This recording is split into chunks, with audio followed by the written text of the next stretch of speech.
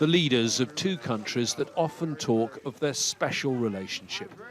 President Joe Biden and Prime Minister Boris Johnson examined a copy of a document signed by the US and UK in the dark days of World War II. The Atlantic Charter paved the way for the treaty that created NATO and the later charter that now governs the UN. The two leaders believe there's a parallel with present times, the world needing renewed direction after the pandemic, and they offered some fresh support for countries that have been struggling to get doses of vaccine.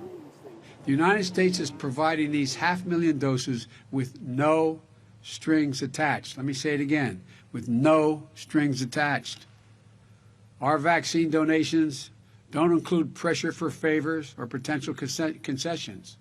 We're doing this to save lives. It's a great pleasure, Mr. President, to welcome you to Cornwall. Despite the smiles, there was tension on one front, Northern Ireland. President Biden's officials have expressed deep concern about the growing dispute between the EU and the UK about trading arrangements put in place after Brexit.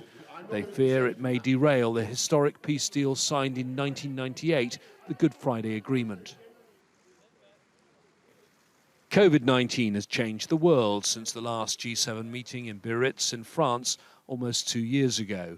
For this first in-person high-level meeting since the pandemic started, the leaders also will no longer have to deal with the Trump factor. The confrontational manner and unpredictability of the former president unnerved the US's closest allies. It's hard to overstate how significant that is. I mean, talk about a deep sigh of relief. I think for two reasons. One is that it's a very different American president. It is in one sense a return to an America that wants to lead, that thinks diplomacy matters, that invests in it.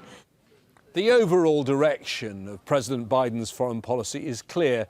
It's to bind close allies and partners, and then with a united position deal with problems and those countries that don't share the US's values. And that's exactly what he's doing with this trip, meeting the G7, NATO, the EU, and then sitting down face to face with the Russian President Vladimir Putin. James Bays, Al Jazeera, St Ives.